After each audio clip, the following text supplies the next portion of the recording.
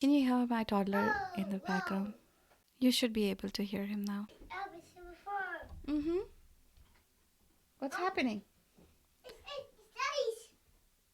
Well, I felt exactly like him, fumbling through the podcasting journey, trying to decipher every term, understanding gears and editing tool, to presenting you with stories that meant so much to our women.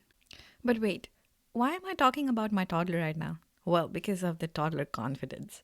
I wanted that kind of a confidence, where you walk in and you think you own the world and that you can do amazing stuff without even knowing. That's the kind of confidence I wanted for this podcast. And guess what? I'm pretty close to feeling that. No, I'm just kidding. So here we are talking about another journey, another incredible woman of Wayland, and we will be bringing you an amazing journey, question, answer, informative session, quizzes. Stay till the end because there is a surprise. There's something that is going to crack you up in the end.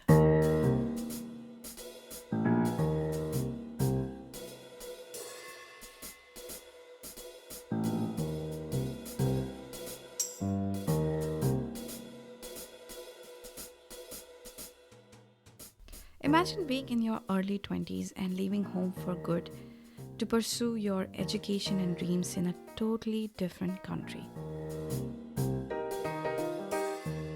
Scary and adventurous all at the same time, right? I'm sure it is. So one fine day, I randomly spotted her on my Instagram, mindless browsing, and I found that she lived in my community. And that was very surprising. And I was amazed. She had thousands of followers. She was quoted by Boston Globe, InStyle magazine. She also featured on the radio channel Kiss 108. I was totally in awe of her, and I was literally stalking her everywhere. And then we met, and I can tell you that she has this very distinct thing about her. Her laughter stays with you even after the conversation. Love Playing Dressup is her blog and Instagram handle. She's also a new mom who has a full time corporate job and wears so many hats. Thank you so much for coming to our show, Neha. Welcome. I'm so happy to be here. So, the journey from following a passion to becoming an influencer, did you envision this clearly or you just went along following your passion to day one, waking up to this? Honestly, when I started the blog, there wasn't anything such as being an influencer, or even the word blogger was very less known. I didn't start out to be a blogger. I honestly started out to start journaling my life, and I think just over time the industry grew. My following in terms of people who were relating to what I was sharing, that grew, and I think it was just a journey that took its own life, and here we are. Yeah. So, what does love playing dress up mean to you? And by the way, I love the name and the logo. Thank you. So love playing dress up, really, when I started, it was really about a journey of that phase of my life that I was writing about. I had a little bit of a personal diary on the internet, whatever that means in today's world. But I have a love for writing.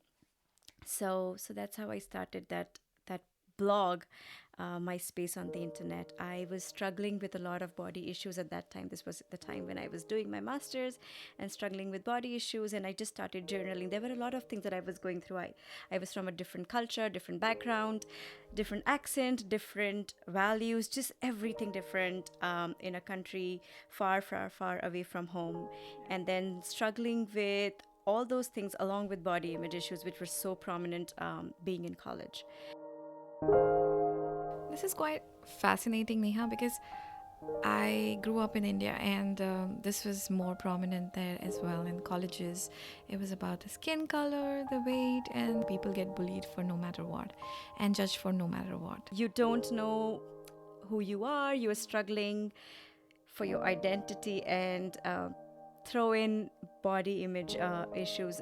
I just I think people who go through it understand what it is, and for those who don't, it's an amazing thing. I think nobody should have to worry about their body image, but I think it's just a rite of passage for some people.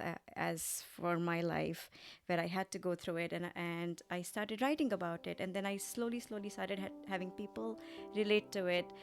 That grew into my journey, and my love for fashion and getting dressed up, and just as a means of adding confidence to myself and my daily life. That's how it started transforming into love playing dress up.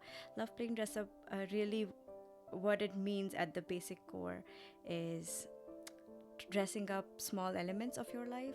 So it doesn't have to relate to fashion, it doesn't have to relate to clothes, it doesn't mean expensive clothes, it doesn't mean makeup or styling. It just means like dressing up little aspects of your life. It could be a tiny space in your house which is your sanctuary, and you dress it up, that makes you feel good.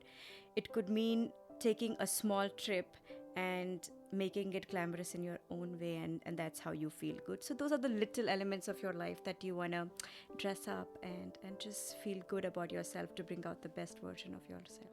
How wonderful. Yes. Neha, some of the big names in social media influencing comes from Instagram.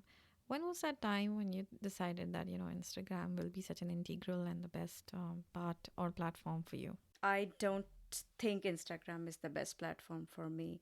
And for any influencer who wants, or any person who wants to make blogging as their career, or social media, choosing a path of social media as a career, I would definitely not say that Instagram should be the chosen platform. What should it be then? It should really be your own blog Or website? or website, or it could be an email list that you have where you share your thoughts with people who follow you. But Instagram in itself is such a, it's not a platform that you own. You don't own its algorithm, you don't own how it functions. It could be the social media platform So true. of Yeah. today, and then a few years down the line, it might not be relevant. Who knows what's going to be the future of Instagram?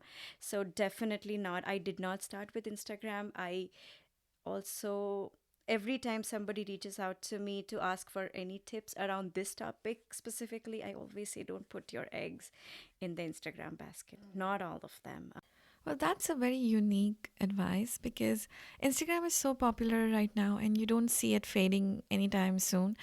But you never know because there have been so many social media sites which have just, come and go. And so I'm sure, things like that do happen and you cannot keep all the eggs in the same basket. Yeah, that's the thing.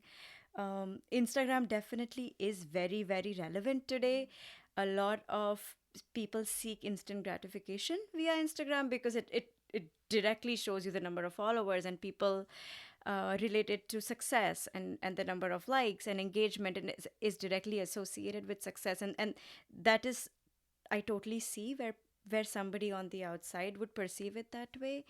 But I truly believe in having a platform that you own, having a readership that you have cultivated over the years, that really belongs and is true to you, versus what's on Instagram. I really feel a social media platform shouldn't be anyone's primary mode of starting. So, Neha, there are so many fashionistas, micro influencers, these beautiful accounts on Instagram. Do you see them as competition to your account? And what's your competitive advantage?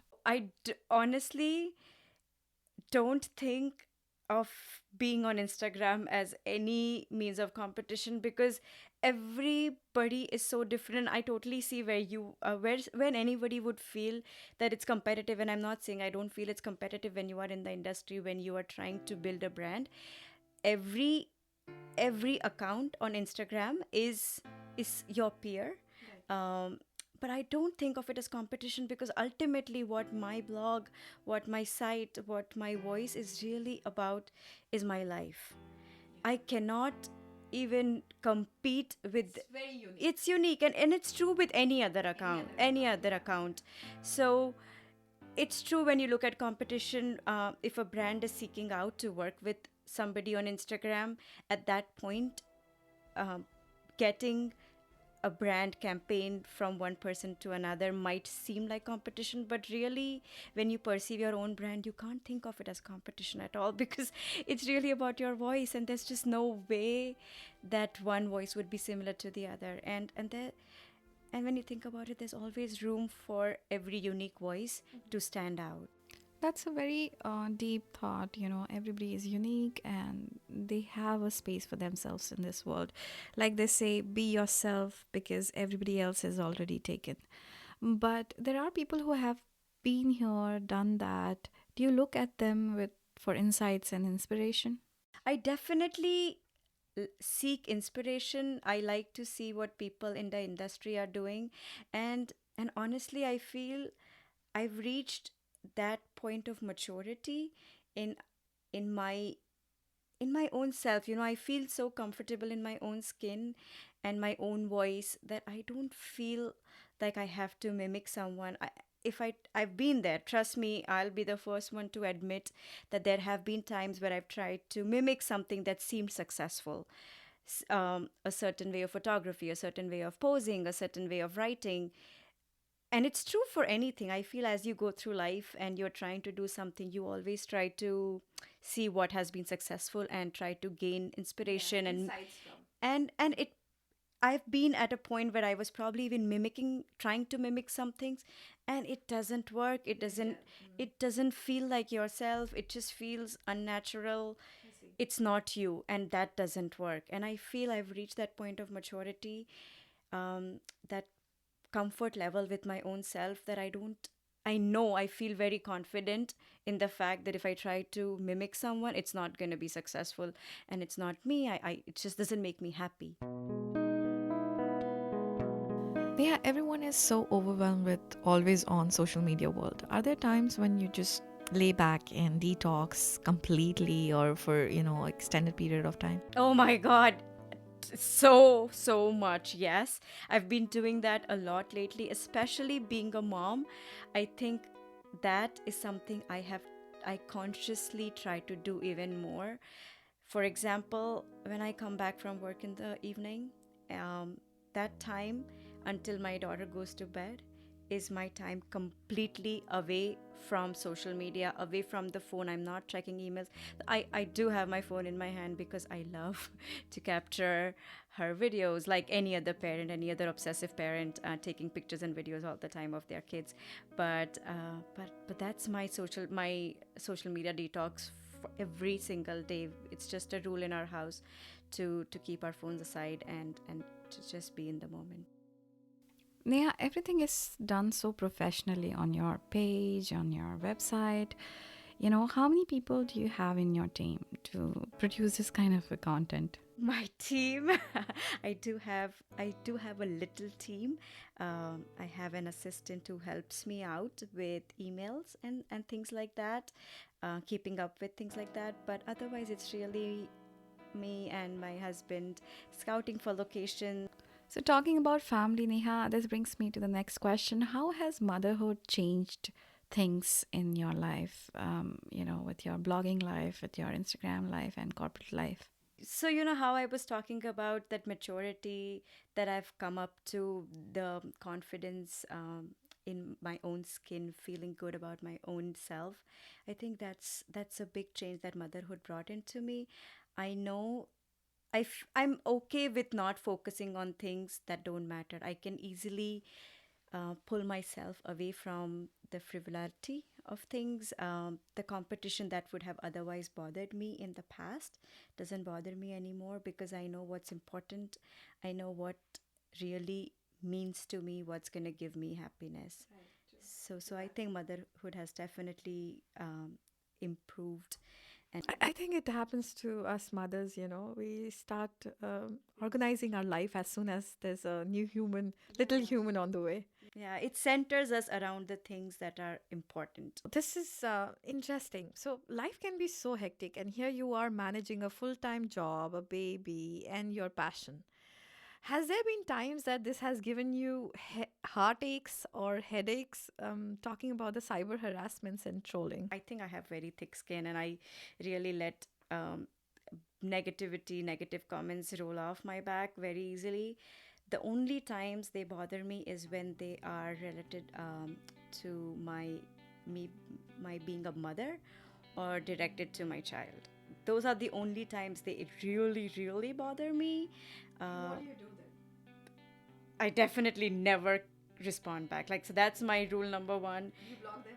I don't think I don't actively block them per se. I just don't respond to negative comments.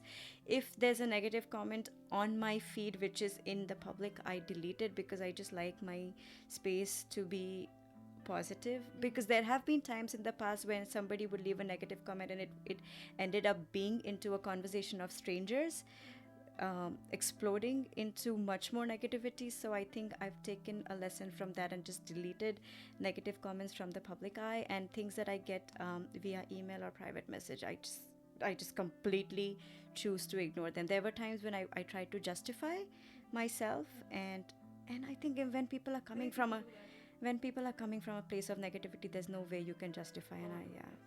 Influencers are always on the go for their stories, Neha, and they are sharing things every minute, every second. And we've already spoken about how, if you were taking a digital detox, and you said yes.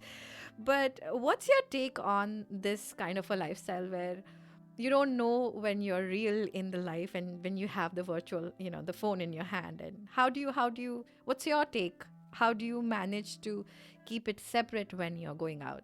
That I think, again, I think I've come a long way from being in that, where I just had this urge to share every single moment of my life. And I still struggle with it sometimes, but again, I think it really goes back to the point where I know that if I am with my husband and my daughter, or if I'm having a good meal with my friends, I'm okay with not sharing every single bit of my life. Or I just maybe capture a few moments and then just share them later, versus being in the moment and then being stuck to my phone trying to share them in real time. So I find my balance in a way that I can enjoy the moment, but I can also find a way to share those moments later. Neha, I know that people are when they are very passionate about certain things, they give their 100%, in fact, more than that. But when you have a full time job and you're a full time mom too, you're basically thinking about your child even when you're in the office. So I call it full time. What do you do exactly to handle, the accountability part of the passion, accountability part of the side hustle that you're doing? So I'll say this in two parts. When I started in the very beginning, there was definitely no strategy to it. But then slowly, as it started evolving, there's one thing that I always believe in is, if you don't take yourself seriously, people are not going to take you seriously. So if you start treating your work, even if you're accountable, if you are the only person accountable for yourself, if you start treating it like a true business, like a true job, then you are responsible to it, you are answerable to it. So that automatically gives it that strategizing spin to it. So I do have a strategy, I do have goals for myself, I do have a scheduling calendar, editorial calendar, and things like that. However, the second point to this I would make is, having all of that, I also know that being a mom and having a full-time job, yeah, I have to be flexible with my goals and scheduling, and sometimes things slip. So at that time, I really have to know where my priorities lie, and I make it work. So, you were talking about when you started, there was no such specific strategy. So, what would you do differently if you were starting now in this? It depends on if I were to start it as a business, versus as a passion. When I started, there was no concept of the influencer space being so business like, or you having to be so strategic about things. It was very much more like a passion, more like a diary, journaling. So it really depends. If I were to start today, if I were in the same mindset of I just want to share my story with people, it would be a different take, versus I want to make it a career. What inspired you all along? What was that one moment or couple of moments where initially when you're doing this, you felt like, yes, I think I'm doing it right. I think I'm on my way. You know, I mean, what made you feel special, that one instance or story? Every single time, whether it was in the start when I was starting, and nobody but my mom read my blog, and today when there are people who are my internet friends, people, readers, followers, whatever you call them, irrespective of where I am in my journey, anytime I've heard from anyone that I've shared something out and they related to it, or it added a little bit of a positivity in their life, I think that in itself is, it always is a boost to me. Neha, when I first found you on Instagram, I was drawn to your writing. I loved reading your captions, and of course, I understand pictures are on any social media platforms are the first call of attention. But what's your preference to caption and or picture? You know, because I clearly see that you're so fond of writing. I'm so glad you say that, because I truly believe that picture is a way to just capture an attention. But to me, at the core, I have always wanted to be the person telling a story. So, Neha, what's the most common misconception about what you do? oh my God, people think that I'm doing nothing but just getting ready and getting my pictures taken. And people think it's frivolous and it's not work. There's nothing that goes behind it. And a person who's getting their own pictures taken is narcissist and things like that. And another one that I've read somewhere was when people think that you're always ready, you're always dressed up. You are so right on that. I think I definitely love dressing up, and not just, I always say that it's not about, what you wear or whatever. It's just about feeling good in what you are wearing. It just adds a little bit of confidence to your otherwise self. So I'm always dressed up, you would see, but you when I am not getting a photo shoot done, when I'm not on my 9 to 5 job, you're always going to find me in the most laid back clothes, in my tracks and my sweatshirts. Always. That's like my that's my mom uniform. Now, what would you suggest someone who's starting now or has already started to, how to approach brands and campaigns or, just agencies or website? What would be your advice? Think there are a lot of avenues today where you can connect with agencies or directly, but there's just one thing I believe in. If there is something that you want to do, if there's a brand that you associate with, then you should be able to pitch yourself. For anybody who's starting out, uh, that's always something that you should be able to do, no matter where you are in your career. When you're starting off, it might be a smaller brand that you want to associate yourself with. Be in that position, be confident enough to pitch yourself. What has been your favorite campaign so far? I think I only associate myself with campaigns that I truly love. So I have always loved every campaign that I've chosen to be a part of. Um, However, the one campaign which gave me an opportunity to be on billboards across malls.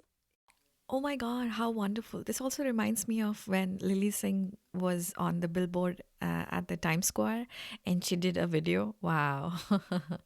So, Neha, what's your vision with this? This is your passion, and then you also have a job that you love, you told me, and then you're absolutely loving your chapter of motherhood. So, how do you envision this in future? What do you want to do with this? Do you want to blow this into a big business, or just have this amazing flexibility of having all of it going along well? Yeah, but honestly, in my situation, it has always been something that I do on the side. But in terms of flexibility, it's not flexible. I have to make more time for it. So, I mean, that's what amazed me when I was talking, like I said in the beginning, that you were doing these things so well. And everything requires your 100% attention when you're doing things. I think being the mom requires more 500%. So Neha, tell me, how do you see Instagram in future as? What do you think it'll turn into, or what are your foresight about it? I think this space is definitely the one to watch. uh, just not solely Instagram, but just digital space itself, digital marketing itself, because everyone is so connected to their phones and the internet, so that's the place to be. So it doesn't have to be just Instagram alone, but there are going to be so many avenues, like your podcast is one of those. So there are various avenues where people can explore and make careers out of. I think it's a wonderful time to be. So, what will be your advice to someone who wants to start right now? Like, what would be that 2 cent you would give them? You have to know exactly who you are and be exactly that person. Don't try to mimic someone who seems to be successful, because what you see in that one small square of Instagram, you don't see the story behind it. People are only showing the most curated, photoshopped, edited version in those Instagram squares, but there's a journey that goes behind it. There are struggles, there are tribulations and sacrifices, and there are overnights uh, of real blood, sweat, and tears that go into making each and every piece of content that people share. So I think a lot of people have this perception that, oh, Instagram life is so easy, being a blogger, being an influencer on Instagram is such an easy life. But just because you don't see the journey behind it doesn't make it easy. So you have to start with your own journey. And I'll say this, for anyone starting, you have to be yourself. And the reason I say this, I emphasize so much on this, is because it's a lesson that I have learned myself along the way.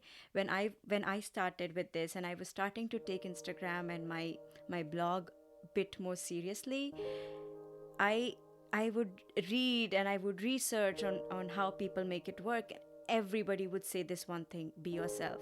And honestly, it baffled my mind as to what. Yeah, what does that even mean? What do you mean by be yourself? How does that equate to success?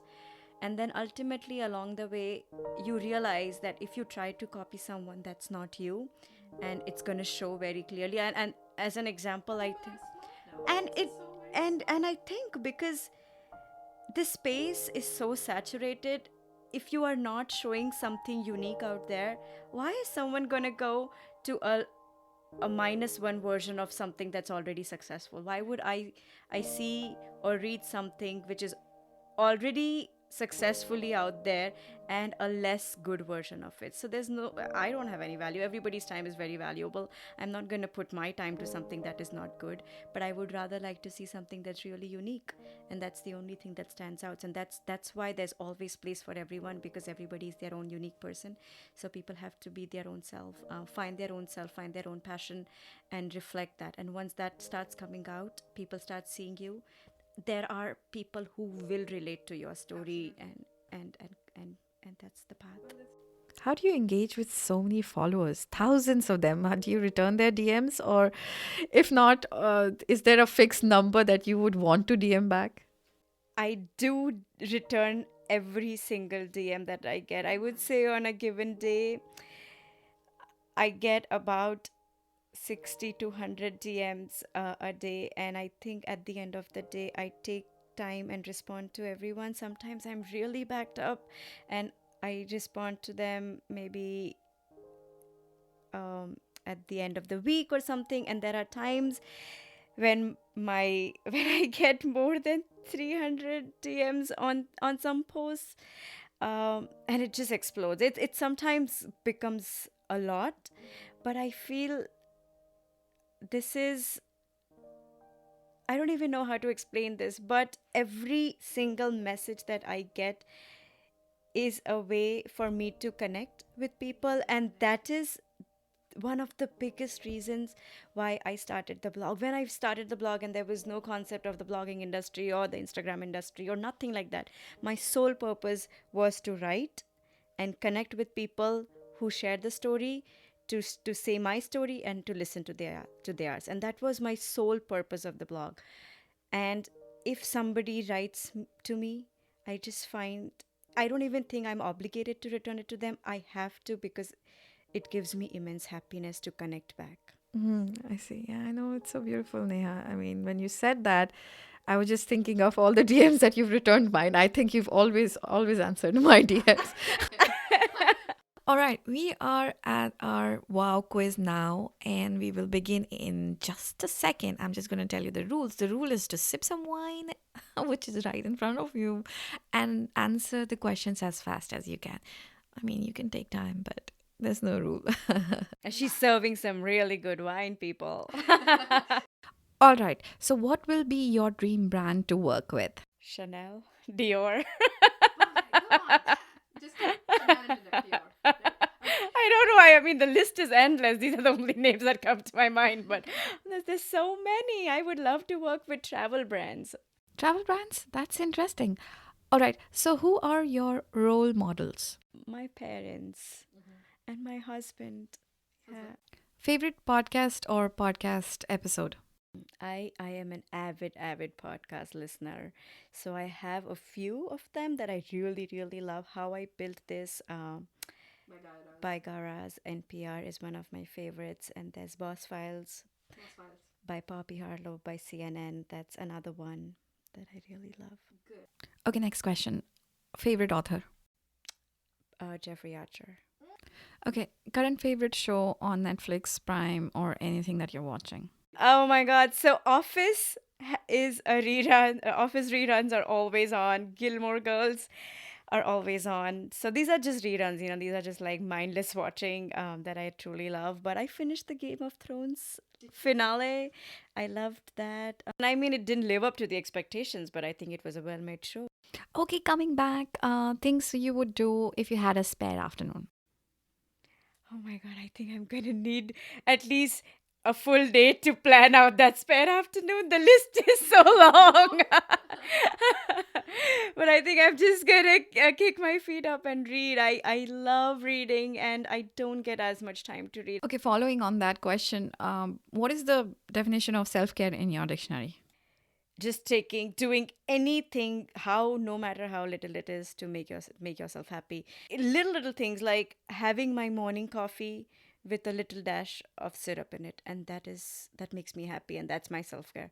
Finding 5 minutes at the end of the day and reading 2 pages of my book, that's my version of self-care. So the little moments you sneak in to make yourself happy. That is so true. Thank you so much, Neha. Those were some amazing answers to my random questions. I see that our wine glasses are empty, but we'll take this conversation outside the studio. Thank you so much for coming to our show. It was a pleasure having you here. Thank you so much for having me. This was fun. This was Neha and me, your host, talking about social media influencing platforms, blogging, and everything under the roof. I hope you enjoyed the conversation. If you did, please do not forget to rate, review, and subscribe to our channel on Apple Podcast or any other app that you're listening to. That will be very, very appreciated. And there is a news for you. We are wrapping up our first season with a party at the W Gallery, the Arts Wayland Gallery in Wayland on 12th December, 6:30 to 8:30. So do not forget to RSVP on the Arts Wayland site. And make sure you tell your friends who are living in the neighboring towns like you and can attend this party and enjoy and celebrate with me.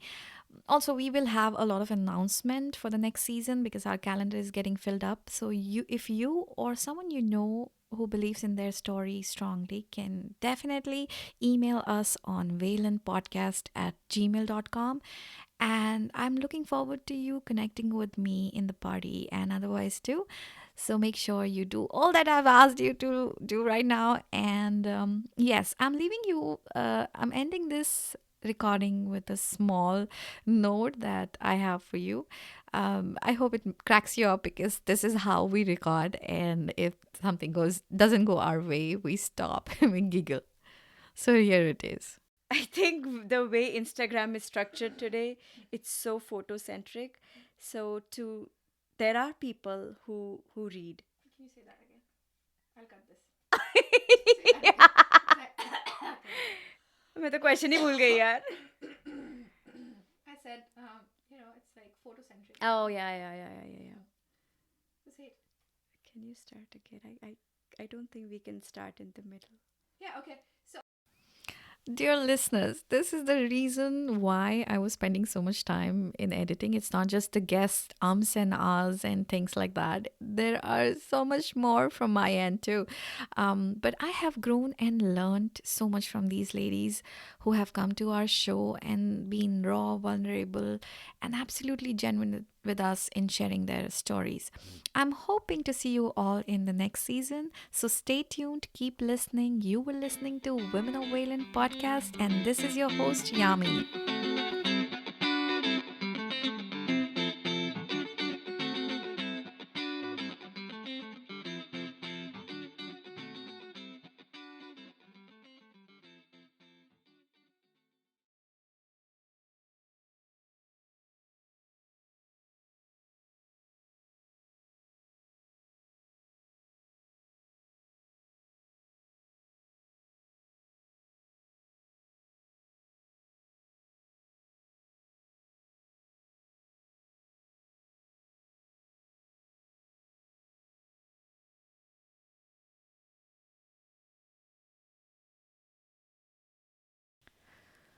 How do you approach sponsored content creation?